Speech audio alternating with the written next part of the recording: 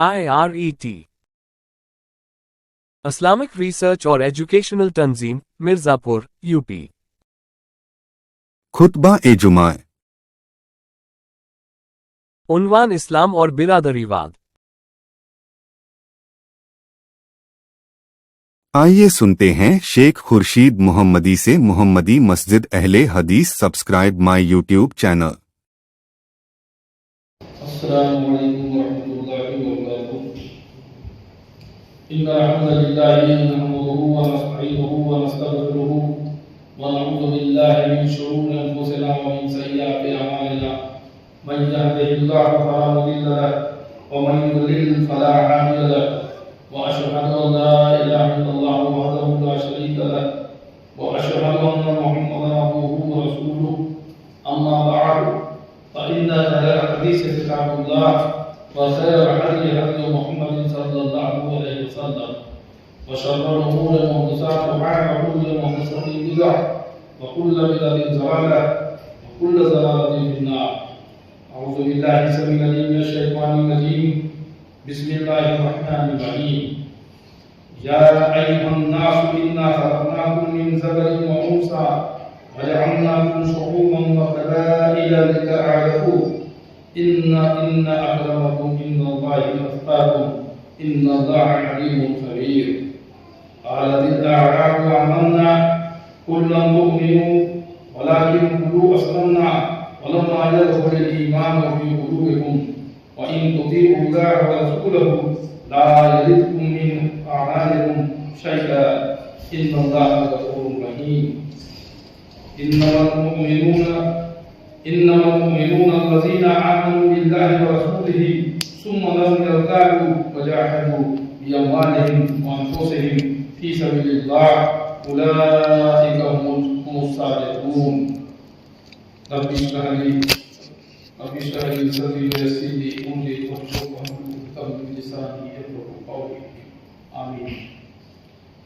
ساری تعریفیں حمد و ثنا کبریائی بڑائی پرشنسا اس اللہ رب العالمین کے لیے لائق و گزیبا ہے جس نے زمین و آسمان ساری کائنات کو پیدا کیا اور بعد اس کے لیے بہار رب السلام اس رام نامی اس نے گرامی احمد مجتبی محمد مصطفیٰ صلی اللہ علیہ وآلہ وسلم کا جنہیں ہمارے ہدایت و رہنمائی کے لیے محفوظ فرمایا گیا. معزز حاضرین جمعہ اور جہاں تک میری آواز پہنچ رہی ہو سننے والی سبھی قابل احترام دینی اور بہنوں، اللہ سبحانہ وتعالیٰ کی توفیق سے ایک بار پھر جمعہ کی بہترین گھڑیوں میں رب کی بارگاہ میں آنے کا، نماز جمعہ ادا کرنے کی، اور نماز جمعہ ادا کرنے سے پہلے خطبہ جمعہ کے تعلق سے جو رب کا قرآن علی کا فرمان مجھے کہنے کی آپ لوگوں کو سننے کی اللہ سبحانہ وتعالیٰ نے توفیق دی، اس کے لیے سب سے پہلے تو میں اللہ سبحانہ وتعالیٰ کا شکر ادا کرتا ہوں اور کچھ بھی کہنے سننے سے پہلے یہ دعا کرتا ہوں کہ اللہ تو مجھے حق کہنے کی اور آپ سبوں کو حق سننے کی اور ہم سبوں کو کہنے اور سننے سے زیادہ عمل کرنے کی توفیق عطا فرما، آمین یا رب العالمین. دوستوں، آج 5 جولائی سن 2024 بروز جمعہ بمقام محمدی مسجد اہل حدیث مرزا پور UP الہند میں خطبہ جمعہ کے تعلق سے جس موضوع کے مطابقت سے میں آپ سے گفتگو کرنے کی سعادت حاصل کر رہا ہوں اللہ کی توفیق سے، وہ میرا موضوع سخن ہے اسلام اور برادری واد. اسلام اور برادری واد یعنی ذات پات یا اونچ نیچ، یہ برادری چھوٹی وہ برادری بڑی وغیرہ وغیرہ جو ایک چلن ہے معاشرے کے اندر، سماج کے اندر. اب یہ بھی میں نے آپ کے سامنے اللہ کے قرآن، اللہ کے کلام کی سورہ حجرات سورہ 49 کی آیت نمبر 13، 14، 15 یہ 3 آیتیں تلاوت کی اللہ کی توفیق سے. اللہ رب العالمین نے ہمیں اور آپ کو بہترین خلقت میں پیدا کیا، इंसान बनाया और बना करके सिर्फ छोड़ नहीं दिया कि जैसे चाहो वैसे जिंदगी गुजार लो। चूंकि इंसान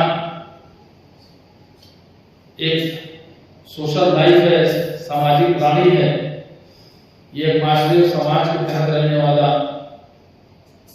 वाली ये मखलूक है। तो अल्लाह सुब्हानहू व तआला ने हमारे जीने के लिए, रहने सहने के लिए आदम अलैहिस्सलाम से लेकर आखिरी नबी मोहम्मद रसूलुल्लाह सल्लल्लाहु अलैहि वसल्लम तक नबियों का, रसूलों का की पूरी एक कतार लगा दी, लाइन लगा दी।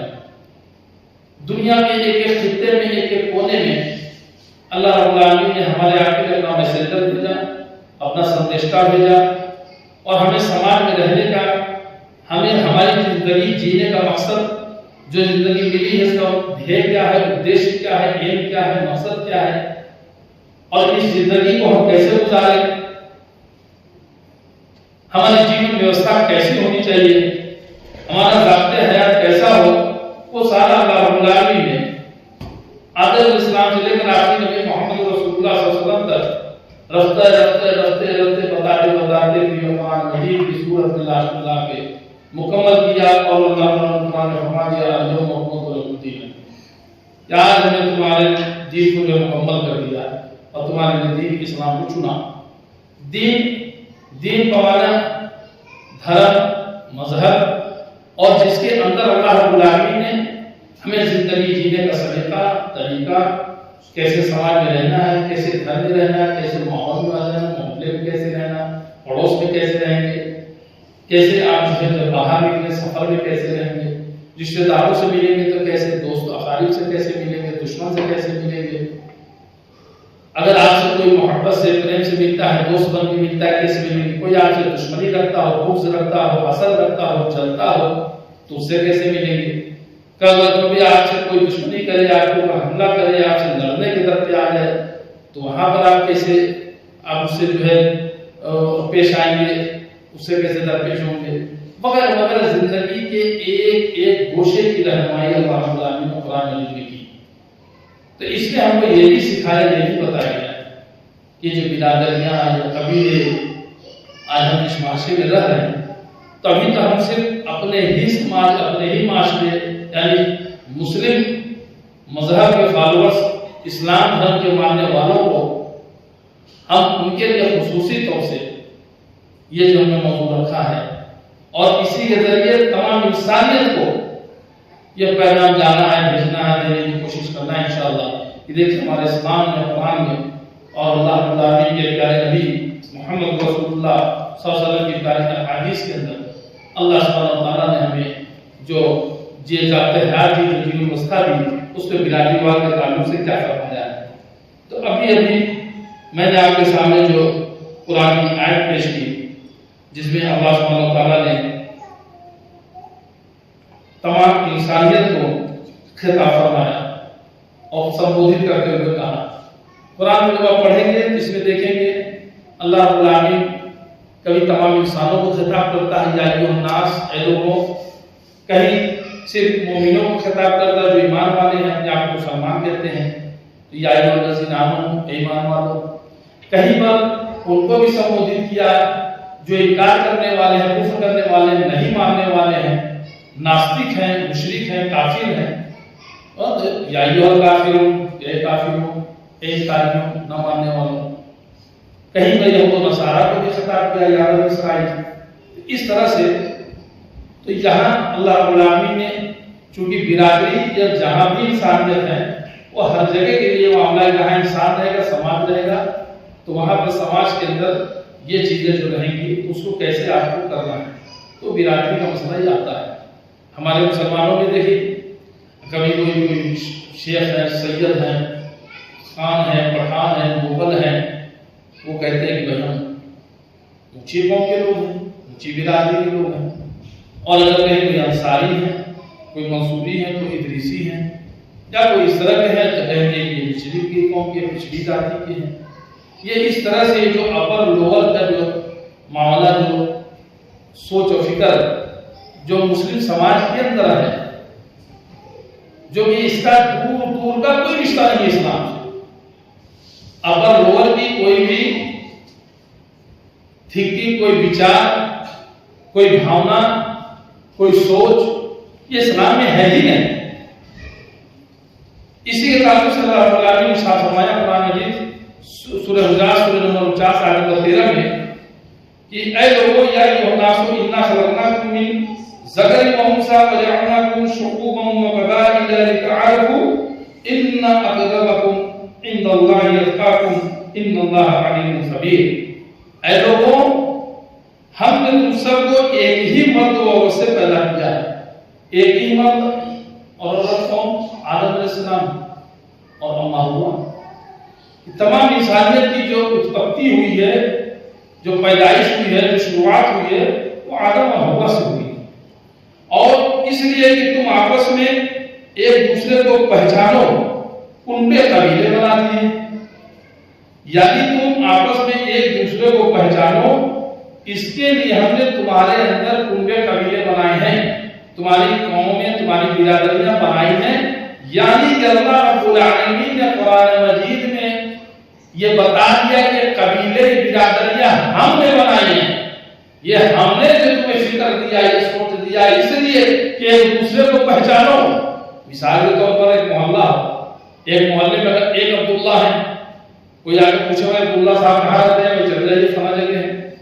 لیکن پھر کسی کے یہاں بیٹا پیدا ہوا، اس نے بھی اپنے بیٹے کا نام عبداللہ رکھا. وہ کوئی نام رجسٹر تو ہو نہیں گیا کہ کوئی دوسرا رکھ نہیں سکتا، کیونکہ اسلام میں سب سے بہترین نام عبداللہ عبدالرحمن ہے. پھر اگر کسی تیسرے کے گھر میں پیدا اس نے عبداللہ رکھ لیا. اس طرح 4 5 آدمی 6 آدمی عبداللہ نام کے اگر ہو گئے، اب اگر کوئی پوچھنے آئے جاننے کا عبداللہ کہاں رہتے ہیں تو ظاہر سے سوال ہوگا نا، وہ پوچھیں گے کون عبداللہ، پہچان کیسے ہوگی کہ آپ کس عبداللہ کی بات کرتے ہیں، کس عبداللہ کو چاہتے ہیں. تو یہ ہے کہ بیٹھی کہ فلاں ان کی ولدیت یہ ہے، یا فلاں عبداللہ صاحب کے وہ جو ہے پیشے سے جو ہے کیا کرتے ہیں، وہ کام کر رہے ہیں، گوشت کا کام کرتے ہیں. اچھا قریشی ہیں، اچھا قریش عبداللہ قریشی صاحب چلے جائیے وہاں رہتے ہیں. عبداللہ کو اچھا وہ سلائی کا کام کرتے ہیں، درجی کا، وہ عبداللہ ادریسی صاحب وہ چلے جائیے وہاں رہتے ہیں. ایک پہچان کے لیے، ایک تعارف کے لیے بس اللہ رب العالمین نے کہا کہ پہچان ہو جائے، تعارف ہو کہ فلاں صاحب ہیں، یہ ہے. اور آگے اللہ رب العالمین نے فرمایا اللہ کے نزدیک تم سب میں باعزت وہ ہے جو سب سے زیادہ ڈرنے والا ہے. یقین مانو کہ اللہ دانا اور باخبر ہے. یعنی اللہ رب العالمین کے یہاں برتری کا معیار جو ہے، اونچائی یا نیچائی یا اس کا، یا اللہ کی نظروں میں کہ کون سپریہ ہے، کون بہتر ہے، اس کا معیار جو ہے وہ خاندان، قبیلہ اور نسب نہیں ہے کہ جو کسی انسان کے اختیار میں وہ ہے بھی نہیں. کیا کسی کے بس میں ہے چاہے وہ جہاں چاہے پیدا ہو جاتا؟ اگر کوئی قریشی برادری میں پیدا ہوا تو کیا اس کو وہ اپنے سے پیدا ہوا؟ کوئی اگر پٹھان برادری میں پیدا ہوا تو اس میں اس کی کیا فوقیت ہے؟ کوئی سید برادری میں پیدا ہوا تو اس میں اس کی کون سی بڑائی ہے؟ اس نے کون سا تیر مار دیا؟ اللہ نے اس کو پیدا کر دیا. اب اگر کوئی انصاری برادری میں پیدا ہو گیا، کوئی گریسی میں پیدا ہو گیا، کوئی منصوری میں پیدا ہو گیا، گھرانے میں، قبیلے تو اس میں اس کی کون سی کیا اس کی کمیاں ہے یا پھر وہ بڑائی ہے، چھٹائی ہے؟ کچھ نہیں، اس کے بس میں ہی نہیں ہے. بلکہ یہ معیار تقویٰ ہے جس کا اختیار کرنا انسان کے ارادہ اختیار میں ہے. یہی آیت جو ہے یہ جو ہے دلیل ہوتی ہے، علماء کی دلیل ہے جو نکاح میں کفایت نسب کو ضروری نہیں سمجھتے اور صرف دین کی بنیاد پر نکاح کو پسند کرتے ہیں. یعنی کہ جو شادی بیاہ میں بھی جو لوگ یہ سب دیکھتے ہیں کہ ہم قریشی ہیں تو قریشی میں کریں گے، ہم سید ہیں تو سید میں کریں، پٹھان ہیں تو پٹھان میں کریں، شادی بیاہ نکاح رشتے وغیرہ، اور کہتے ہیں جوڑ کا نکاح ہوتا ہے، یہ میل کا نکاح ہے. اور اگر کہیں اوپر نیچے ہو جائے کہیں یہ بے میل نکاح ہے. جی ہاں، اچھے علماء کرام کی کتابوں میں آپ دیکھیے، اگر میں نام لینا چاہوں تو میں کھول کے بتا سکتا ہوں. آپ اٹھائیے بہشتی زیور اشرف علی تھانوی صاحب کی کتاب اور دیکھیے اس میں بھی میل بے میل کے نکاح کا انہوں نے کیسے کیسے ذکر کیا. ان کے ماننے والے، ان کے فالوورز بھی اس کو فالو کرتے ہیں، کہتے ہیں ہاں دیکھیے یہ ہمارے انہوں نے لکھا. آپ دیکھنا، آپ دیکھیں فتاوی رسمیہ جس میں ان کے فتاوی اکٹھے کیے گئے تھے. اس کے اندر دیکھیں کہ کس طرح سے انہوں نے بیل میں مل کے جو ہے شیخ صابری کا تعلق سے کہا اور کہا کہ یہ چولاہے ہے، موچی ہے، نائی ہے، ملیاں ہے، یہ سب نیچ اور ذلیل ہیں. یہ کتنے ہی بڑے عالم بھی ہو جائیں، علماء ہو جائیں، تو شریفوں کو کفو نہیں ہو سکتے. شریف شمران ان کا آپ یعنی سید ہے پٹھان، یہ شریف لوگ ہیں، شریف النفس لوگ ہیں، یہ عزت دار لوگ ہیں، اونچے لوگ ہیں، یہ شریف لوگ ہیں. اور اگر جلاہے ہیں، موچی ہیں، جلاہے، موچی، نائی، ملیحاں، یہ سب جاتی ہیں تو یہ نیچی قوم ہے، ذلیل لوگ ہیں. استغفر اللہ. ایسا لکھنے والوں نے لکھا. جناب احمد رضا خان صاحب کی کتاب میں فتح رضویہ میں دیکھ لیجیے، المحفوظ میں دیکھ لیجیے، ملفوظات میں دیکھ لیجیے، حوالے میرے جیب میں انشاءاللہ. تو اب جان لیں اللہ رب العالمین قرآن مجید میں کہہ رہا ہے ہم نے تمہاری برادریاں بنائی اس لیے کہ ایک دوسرے کو پہچانو. لیکن اگر ہمارے آپ کے معاشرے میں رہنے والے یا جو گزر چکے علماء کرام اگر اپنی کتابوں میں اس طرح سے لکھے کہ فلاں جو اونچی قوم ہے، فلاں جو نیچی قوم ہے، ان کی شادی ان سے نہیں ہو سکتی، ان کی شادی ان سے نہیں ہو سکتی، اٹھا لیجیے حدیث کا نبی محمد رسول اللہ صلی اللہ علیہ وسلم کے. اور دیکھیے کہ زینب رضی اللہ تعالیٰ عنہ جو پیارے نبی محمد رسول اللہ صلی اللہ علیہ وسلم کی پھوپھی دار بہن، نبی کا خاندان، اعلیٰ خاندان، اونچا خاندان، اور شادی کس سے کر رہے ہیں، کیا جا رہا ہے نکاح سے زید بن حارثہ رضی اللہ تعالیٰ عنہ سے جو ذرا سارے غلام تھے. اللہ کے نبی نے ان کو خریدا، بعد میں آزاد کر دیا. نبی کے گھرانے کی بیٹی غلام کے ساتھ، اور غلام اس کو خریدا جائے، بیچ دیا جائے یا چھوڑ دیا، خرید کے بھی اگر چھوڑ دیا جائے، اگر اس کی خرید فروخت ہو گئی تو پھر اس معاشرے کے اندر اس کے اوپر چسپا ہو جاتا تھا کہ نہیں یہ غلام تھا، کیا یہ غلامی کی جائے. مثال کے طور پر اگر آج ابھی کوئی شخص جو کوئی غریب ہو، کسی کے گھر جا کے چپراسی کا کام کرتا ہو، سبزی بھاجی لانے کا کام کرتا ہو، اس کے گھر جھاڑو لگانے کا کام کرتا ہو، اب بعد میں اگر کبھی وہ بڑا آدمی بھی بن جائے تو اس کے اوپر یہ چسپا ہوتا ہے نا، چلو چلو میاں اللہ نے تمہیں آج نوازا. وہ دن بھول گئے کیا جب فلاں کے گھر جا کے جھاڑو لگایا کرتے تھے، فلاں کے گھر کی سبزی بھاجی لایا کرتے تھے. تو غلام تو پیسوں کا خریدے بیچتے تھے، تو ان کے ساتھ یہ معاملہ چسپا ہو جاتا تھا کہ یہ جو ہے غلام ہے. لیکن نبی کے خاندان کی بیٹی عالم زینب رضی اللہ تعالیٰ، ہمارے اپنے خاندان کی کیا وقت ہے، کیا اس میں. تو یہ ایک مثال ہے. لقد كان لكم في رسول الله اسوة حسنة، سورہ احزاب آیت نمبر 21 میں اللہ تعالیٰ فرمایا بے شک تمہارے لیے بہترین ماڈل ہے، نمونہ ہے محمد صلی اللہ علیہ وسلم کی ذات میں. تو نبی صلی اللہ علیہ وسلم نے دکھایا. اور اب اگر ہم یہ کہیں، اور اللہ کے رسول نے یہ بھی کہا کہ نکاح کے تعلق سے کہ لوگ شادی بیاہ میں چار چیزیں دیکھتے ہیں، جو رشتہ کرتے ہیں تو چار چیزیں عمومی طور سے دیکھتے ہیں کہ کوئی حسب نسب دیکھتا ہے، خاندان برادری دیکھتا ہے، کوئی مال و دولت دیکھتا ہے، کوئی خوبصورتی دیکھتا ہے، اور کوئی لوگ دینداری دیکھتے ہیں. تو تم دینداری کو فوقیت دینا. پیارے نبی محمد رسول اللہ صلی اللہ علیہ وسلم کی حدیث کہ تم دینداری کو فوقیت دینا. اور اگر ایک تھوڑی سی کم خوبصورت ہو، تھوڑی سی آپ کو ناپسند بھی ہو، مطلب تھوڑی شکل صورت سے اگر، لیکن اگر دین کے اگر تم اس کے دین سے، اس کے اخلاق سے اگر مطمئن ہو تو رشتہ کر دینا اگر رشتہ آتا. ورنہ فتنہ فساد ہے، فتنہ ہے. اگر صرف خوبصورتی دیکھ کے شادی کرو گے، صرف مال و دولت دیکھ کے کرو گے، صرف خاندان برادری دیکھ کے کرو گے، یقین جانو آگے جا کے تمہارے لیے اس میں نقصان. کبھی مال دیکھ کے کیا تو محتاجی آ سکتی ہے، خوبصورتی دیکھ کے عزت اور جلال دیکھ کے کیا بڑے عزت والے ہیں تاکہ بے عزت ہو سکتے ہیں. مال و دولت دیکھا تو محتاج ہو سکتے ہیں. خوبصورتی دیکھا تو اس میں بھی آپ کے لیے معاملہ آگے جا کے کوئی دقت طلب ہوتا ہے. لیکن دینداری اگر دیکھیں گے تو ایک دوسرے کے پرتی، ایک دوسرے کے نسبت سے، تو اس میں اللہ تعالیٰ برکت دیتا ہے. وہ شادی جو ہے برکت والی ہوگی. تو برادری کے تعلق سے یاد رکھنے کا کہ کوئی اونچ نیچ کی بھاونا، کوئی اپر لوور کی بات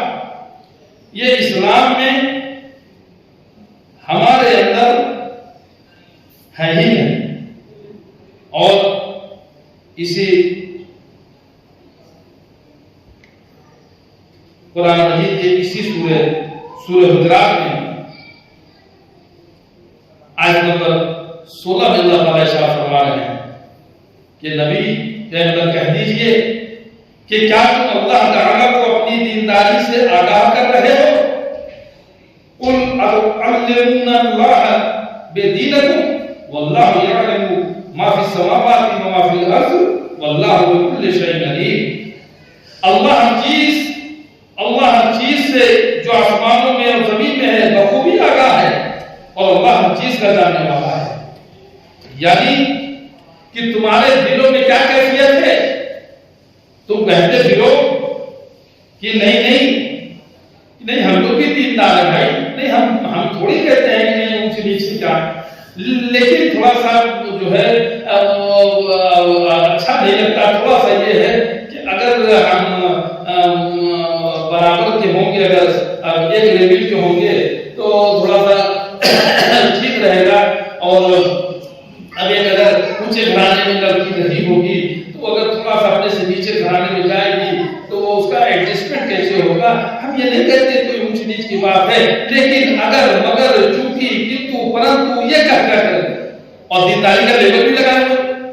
ہاں ہم اہل سنت والجماعت ہیں، ہم اہل الحدیث ہیں، ہم اہل فلاح ہیں. ارے میاں تم کہہ دو ہم اہل جنتی ہیں، ہم اہل جنت ہیں، تو کیا کہنے سے جنت مل جائے گی کیا؟ ایک بدصورت آدمی اپنا نام خوبصورت رکھ لے تو خوبصورت ہو جائے گا کیا؟ تو اسی لیے کہہ دینے سے کہ ہم دیندار ہیں، ہم دینداری کو مان رہے ہیں، لیکن ہم کریں اپنے من کی.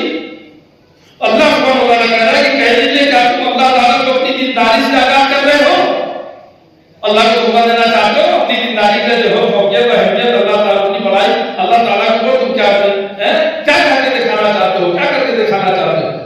اللہ ہر چیز سے جو آسمانوں میں زمین میں بخوبی آگاہ ہے اور اللہ ہر چیز کا جاننے والا ہے. واللہ بكل شيء علیم، واللہ رب العالمین وہ ہر چیز کو جاننے والا ہے. اور یاد رکھیں اسی قرآن مجید کے اسی سورہ حجرات کے اسی آیت میں سورہ حجرات میں آیت نمبر 15 میں اس میں اللہ تعالیٰ ارشاد فرما رہے ہیں انما المؤمنون الذين آمنوا بالله ورسوله ثم لم يرتابوا وجاهدوا بأموالهم وأنفسهم في سبيل الله أولئك هم الصادقون. مومن تو وہ ہیں جو اللہ اور اس کے رسول پر پکا ایمان لائیں پھر شک و شبہ نہ کریں. مومن کون ہے؟ جو اللہ پر اور اللہ کے رسول پر جو ایمان لائیں، اللہ کا کلام، اللہ کے نبی صلی اللہ علیہ وسلم کا فرمان، قرآن اور حدیث، اس پر ایمان لائیں، اللہ اور اس کے رسول کے حکموں کو مانیں، اس کو فالو کریں، پھر شک و شبہ نہ کریں، اور پھر اس میں کسی طرح کی کوئی بھی اپنے دلوں میں شک و شبہ کچی کچھ بھی اس میں محسوس نہ کریں، کسی شک میں نہ پڑے، کسی شبہ نہ پڑے. اللہ نے کہہ دیا تو کہہ دیا، ہم نے مان لیا، آمنا صدقنا. اللہ کے رسول نے کہہ دیا، ہم نے سنا اور قبول کیا. اللہ لبیک کہا، اللہ حاضر ہیں، اور اپنے مالوں سے اور اپنی جانوں سے جہاد کرتے رہیں، یہی سچے اور راست گو ہیں. یعنی اپنے جان سے، اپنے مال سے اس زندگی کو جینے میں وہ جدوجہد میں رہیں، سنگھرش میں رہیں اور جدوجہد کرتے رہیں. یہ نہ دیکھیں کہ اگر ہم میراثی سے ہم یہ شادی کریں گے تو ہمارے خاندان والے کیا کہیں گے، قبیلے والے کیا کہیں گے، میراثی والے کیا کہیں گے، ہمارے محلے والے کیا کہیں گے، پڑوسی والے کیا کہیں گے، ہمارے اسٹینڈرڈ لوگ کیا کہیں گے. آپ کروڑ پتی ارب پتی ہو کر کے 1000 پتی کی بچی لے آئے، آپ کو کوئی لڑکی نہیں ملی. نہیں، یہ بھی ایک جدوجہد کریں گے، یہ بھی ایک جہاد کریں گے، یہ بھی ایک سنگھرش کریں گے. سماج کی سماجی برائیوں کے خلاف ہم آواز اٹھائیں گے. کہیں اگر میراثی بات لے کے اپنا لوگوں کی کہیں بھاونا ہوگی اس کے خلاف ہم اٹھیں گے. اگر اپنے قولی نمونہ پیش کرنے کی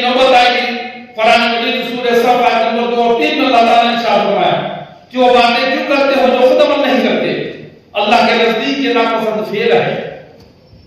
قرآن مجید سورہ صف آیت نمبر 2 اور 3۔ تو جو کام ہم خود کریں وہی اللہ رب العالمین کے حکم جو فالو کرے اسی کو ہم لوگوں تک کہنے کی جو ہے کوشش کریں، ورنہ اللہ تعالیٰ اس عمل کو پسند نہیں کرتا کہ خود عمل نہ کریں دوسروں سے عمل کرنے کے لیے کہیں۔ تو یہ جان لے کہ اسلام کے اندر برادری وار کی کوئی اہمیت نہیں ہے، نتھنگ، زیرو۔ جو کچھ اگر محبت ہے اللہ کی نظر میں، جو امپورٹنس ہے، جو فوقیت ہے، جو اہمیت ہے، جو برتری ہے، وہ تقویٰ پر، پرہیزگاری پر۔ کون اسلام مسلمان وہ کتنا اللہ سے ڈرنے والا ہے، کتنا نبی صلی اللہ علیہ وسلم کے حکموں کی پیروی کرنے والا ہے، کتنا قرآن و سنت کو عمل کرنے والا اور دل سے عمل کرنے والا ہے، دکھاوے کے لیے نہیں، شوبازی کے لیے نہیں، نام و نہاد نام و نمود کے لیے نہیں۔ جس کا تقویٰ جتنا بلند ہوگا، بہترین ہوگا، اللہ کی نظر میں وہی عزت والا ہوگا، وہی اللہ کے نزدیک ہے وہ بلند مرتبے والا ہوگا، اللہ کی بارگاہ میں اسی کا مقام اونچا ہے۔ اور برادری کے تعلق سے ایمان میں اللہ کی نظروں میں صفر ہے، زیرو ہے، اس کا کوئی بھی معنی نہیں، کوئی بھی اس کی اہمیت نہیں۔ اس لیے کبھی بھی کوئی اگر ہم اونچی برادری کی ہمارا برادری جیسے معاشرے کے ساتھ جو لوگوں نے بنا رکھا ہے نا اونچی نیچی برادری، اسلام میں تو کوئی تصور ہی نہیں کہ اگر ہم سوچے کہ نہیں اونچی برادری ہے نیچی ہے تو اس کو ہم یہ درشٹی سے دیکھیں، گلی درشٹی سے، گلے نظر سے دیکھیں، تجھ سمجھیں، حقارت سے دیکھیں، گرا ہوا سمجھیں، ترسکرت کریں۔ اسلام میں اس کی کوئی گنجائش، کوئی جگہ نہیں۔ نہ شادی بیاہ میں، نہ کسی سنستھا میں، کسی اس میں کمیٹی میں عہدہ دینا ہو۔ جیسے نماز کے لیے دیکھ لیں، آپ اسے نیچی برادری کا سمجھ رہے ہیں، اگر وہ حافظ قرآن ہو، عالم دین ہو، ہم سب میں بہتر ہو تو ہماری امامت وہ کرے گا، اس کے پیچھے ہم پڑیں گے۔ اگر ہمارے نمازوں میں ہمارے صفوں کے بغل میں آ کر کے اگر کوئی کھڑا ہو جائے جسے ہم نے نیچ برادری کا سمجھ رہے ہوں، اگر ہمارے آدمی کوئی غریب مسکین کھڑا ہو کر کے بھیک مانگنے والا ہو، اگر وہ صاف ستھرا پاک صاف ہو کے مسجد میں نماز کے لیے آ جائے، وہ جیسے بھی ہو جس طرح ہمارے بغل میں آ جائے تو کندھے سے کندھا، ٹکنے سے ٹکنا سٹا کے ہمیں پڑھنا ہوگا۔ اگر ہم ذرا سا منہ بھی بچکایا، ہم نے ذرا سا من میں برائی دور بھی کیا تو پھر ہماری نماز، ہمارا معاملہ کیا ہوگا اللہ کے سامنے؟ ہم سب اچھے سوچ رہے ہیں۔ تو ہماری نمازیں بھی، ہماری عبادتیں بھی یہ سکھاتی ہیں۔ اسی کو علامہ اقبال نے کیا خوب کہا، ایک ہی صف میں کھڑے ہو گئے محبوب و ایاز، نہ کوئی بندہ رہا نہ کوئی بندہ نواز۔ اللہ رب العالمین کے آگے جیسے ہم کھڑے ہو کر کے ایک صف بند ہو کر کے ہم پیغام دیتے ہیں، مثال دیتے ہیں۔ دیکھو اسلام میں، دیکھو دین میں ہمارے کس طرح سے ایک جہتی ہے، ایکتا ہے، کوئی اونچ نیچ کی معاملہ نہیں، کوئی اوپر اپر ہوا کا کوئی معاملہ نہیں ہے۔ اور پھر ایک مسلمان ایک دوسرے کے دینی بھائی ہوتے ہیں، آپس میں بھائی ہیں۔ ہمارے یہاں چاہے کسی معاملے میں ہو، چاہے ہمارے یہاں شادی بیاہ کے معاملے میں ہو، رشتے کے معاملے میں ہو، کسی میں بھی ہمارے یہاں نہیں چلتا ہے۔ یہ ایک ہم مثال جیسے نمازوں میں پیش کرتے ہیں، ایسی مثالیں ہمیں اپنے معاشرے کے اندر شادی بیاہ میں، کاروبار میں، تجارت میں، لین دین میں، اور کہیں کسی کے جو ہے کوئی عہدہ دینا ہو، کوئی کمیٹی بنانا ہو، کوئی ٹرسٹ بنانا ہو، کہیں اس میں عہدہ دینا ہو، کوئی کچھ کرنا ہو، اس چیز کو بھی ہمیں آپ نے کرنا ہے، اسے دیکھنا ہے، سمجھنا ہے اور اس پر عمل کرنے کی کوشش کرنا ہے۔ اللہ رب العالمین سے دعا ہے کہ اللہ تعالیٰ نے کہا اس میں جو کوئی غلطی، کوئی بھول چوک، کوئی لفظی شبہت میرے نفس کی طرف سے لے، شیطان کی طرف سے لے، اس کے لیے اس کو معاف کر پارے رہا اور ہم تمام لوگوں کو کہنے سننے سے زیادہ عمل کرنے کی توفیق عطا فرما۔ آمین یا رب العالمین۔ السلام علیکم ورحمۃ اللہ وبرکاتہ۔